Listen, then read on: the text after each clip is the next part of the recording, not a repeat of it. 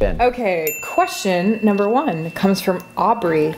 Aubrey says, yep, I'm back again. Equipment question this time. What are the hows and whys as to e-collars for nervous and reactive dogs? How do they help the problems and why? Tam's responding better to the prong than she did before, but I can tell she needs a little extra thing to push her over the hump. She's almost there, and if I can get her there, I very well might have a service prospect on my hands. Cool. As an aside, could a prong e-collar be used to correct fear and concern due to noise phobias?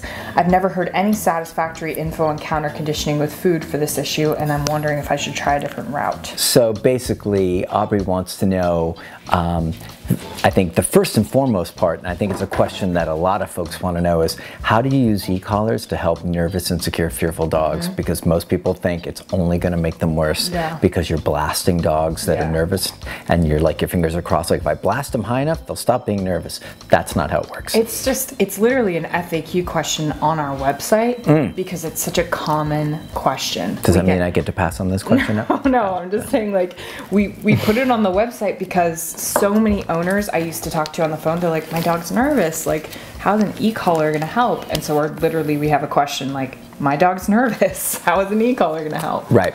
So let's tackle it in a couple simple ways. So think about that you've got a nervous, insecure, fearful dog. And what is that dog? We've talked about this before, but we'll dive in a little deeper. For a nervous, insecure, fearful dog, what they're trying to do is avoid pressure, discomfort, and they're going to do whatever's easiest to maintain that or to have that come to pass. So if I'm working with a dog that's nervous, insecure, fearful, what are they going to do? They're going to be worried about me, and they're going to want to keep distance, right? So distance is going to feel safer. Distance is going to feel more comfortable. You put them on place, they're going to want to jump off of place because place isolates them and makes them feel vulnerable. So they're going to continue to try and, like, what's going on here?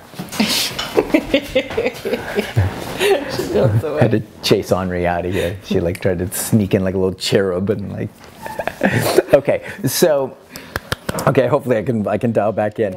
I'm the great distractomatic. So basically, you were saying like dogs that are fearful, insecure, nervous, listen to the fear, insecure, nervous. Right. So what happens is if I put them in place, they want to flee. Right? If I'm standing around them in the backyard, they want to go flight out of there. If they're like here's a great example. So Teddy, who's with us for massive fear, insecurity, and biting people, bringing him out, especially in the early stages, all we saw, he'd be a perfect example if you guys could have seen all of it, was like all he did was scan for exit routes, right? Because everything in his world, being in the crate, being in the kennel room, being on a walk, being in the backyard, being inside the house, they all created pressure, tension, and insecurity and fear for him. So all he was doing was looking for the quickest, easiest way to be able to escape that. And it's just typical dog behavior.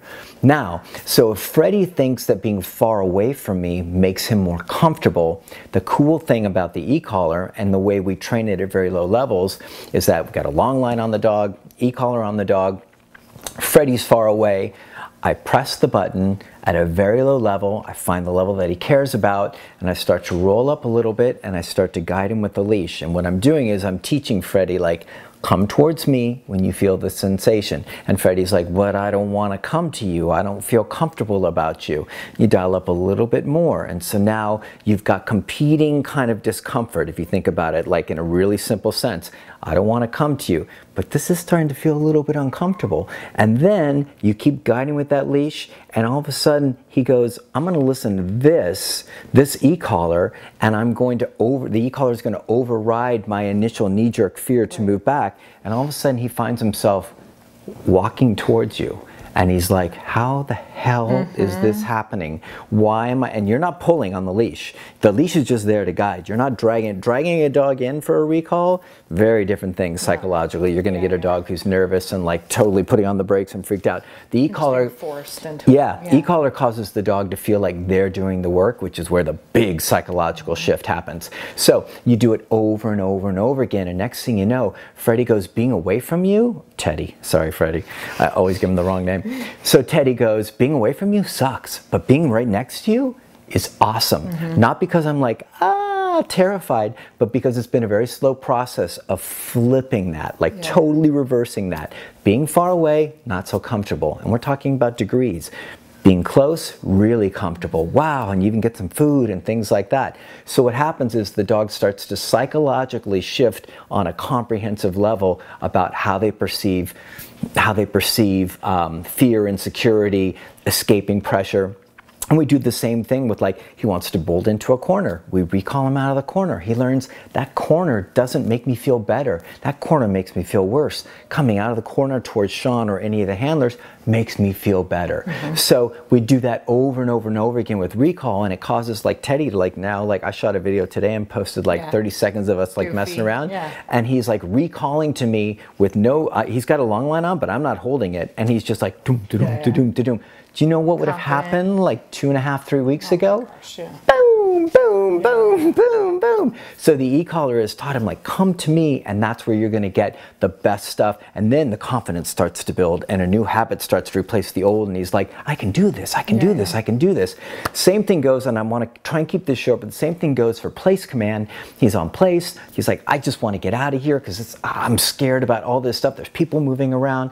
You teach him, like, you've got to be on place. You step off of place, right? Once again, it's the comfort discomfort thing, and you're working through that equation. He's like, I want to get off of here because it'll feel more comfortable. You teach them, no, stepping off of there at low levels is going to be uncomfortable. And then he goes, wow, man, I'm going to stay on place, but I want to get out of here. And you pattern over and over again. I knew I was going to time out. It's such an important question. You pattern over and over again, and eventually he resigns himself to hanging in place. Not what all the people out there are like, he's learned helplessness and he's shut down. No, he's making different choices about, like, wow, it's way more comfortable to be on place. And then he gets rewarded, he gets food, he gets all that, he gets interaction, and that helps him actually move to a different space emotionally, psychologically. Next thing you know, he's in place and he's like, I don't even care anymore. Like, all that. That's the thing, there's an arc. So at first, dogs can look a little bit like, okay, I'm practicing a ton of impulse control and this is really hard for me. And that panicky that stage, can look a little, especially with dogs that have serious fear stuff, which I don't think Tam does. If Tam does, then Tam's not a service dog candidate at all. But if there's just minor stuff, if we're talking about like serious fear stuff, there's going to be that kind of like, you know, transition period where the dog's kind of like, okay, I really want to flee, but I know I should stay here, but I really want to flee, but I know the rules. They're old habits. They're in competition with each other. But then it starts to smooth out. And that's why we like a board and train. That's why we give the owners tons of homework to do when they get home, because we want to get to that smooth point. Like, you know, as a good example is like that little... Tell me. Give me a description. The dog that usually wears bow ties. What are those types?